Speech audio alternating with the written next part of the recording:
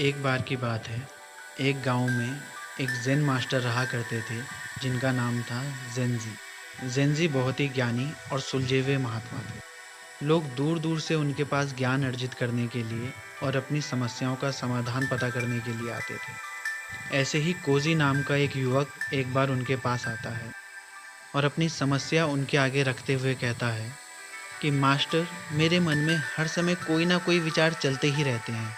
मैं उन्हें जितना भी काबू करने की कोशिश करूं, वो उतने ज़्यादा और बढ़ते चले जाते हैं। इस कारण मैं कभी कोई डिसीजन भी अपनी लाइफ में नहीं ले पाता और मेरा मन बहुत अशांत रहता है। आप कृपा करें, मुझे कोई दिशा दें जिससे मेरा मन शांत हो सके। ज़ेनज़ी कोज़ी की इस बात को बहुत ध्यान से सुनते हैं और फिर कहते हैं, कोज़ी, हमारे विचार ऐसे हैं जैसे आसमान में बादल छाए होते हैं और हमारा मूल स्वरूप उस आसमान की तरह है जिस पे बादल छाए होते हैं। और जैसे बादल कभी काले और घने होते हैं तो कभी हल्के और सफ़ेद होते हैं, ऐसे ही हमारे विचार भी कभी मन को प्रभावित करने वाले होते हैं और कभी मन को बुरा लगने वाले होते हैं।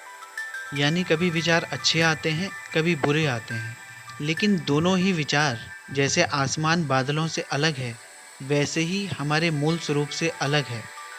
बादल आते हैं, जाते हैं, लेकिन आसमान में कोई फ़र्क नहीं पड़ता। ऐसे ही हमारा मूल स्वरूप भी विचारों के आने जाने से प्रभावित नहीं होता। इसलिए ज़रूरत विचारों से लड़कर उन्हें हटाने की नहीं, बल्कि अपने मूल स्वरूप में स्थित होने की है। कोज़ी को बात थोड़ा बहुत समझ आती है, तो फिर कोज़ी सवाल करता है कि मास्टर, ये मैं कैसे कर सकता हूँ?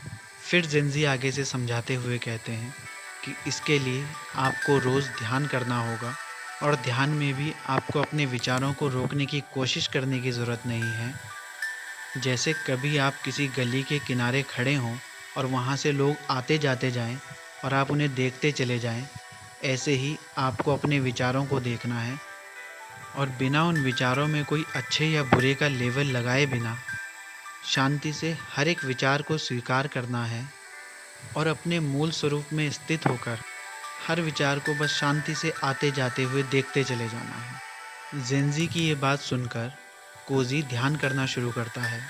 फिर कुछ दिन बीतते हैं, कुछ हफ्ते बीतते हैं, फिर कुछ महीने बीत जाते हैं और फिर एक दिन कोज़ी वापस ज़ेनज़ी के पास आता है। ज़ेनज़ी के आगे नतमस्तक होता है और ज़ेनज़ी से कहता है कि आपने जो मुझे ध्यान की विधि सिखाई थी, इससे मेरे जीवन में बहुत बदलाव आ गया है। पहले मेरा मन बहुत अशांत रहता था, लेकिन अब मेरे विचार मुझे परेशान नहीं करते।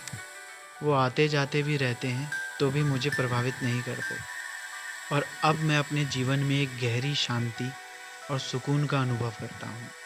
ये थी ज़ेनज़ी और कोज़ी की कहानी। इसके बाद ज़ेनज़ी कोज़ी को भी ये पैगाम आगे तक पहुँचाने को कहते हैं और कहते हैं कि जो चीज़ तुमने मुझसे सीखी है, अब इस चीज़ को बाकी दुनिया में भी जो ज़रूरतमंद लोग हैं, उन तक मेरे संदेश को पहुँचाओ और जो अनुभव तुमने जीवन में किए हैं, उस अनुभव को वो भी कर पाएँ, ऐसा प्रयास अब अपने जीवन में करना शुरू करो।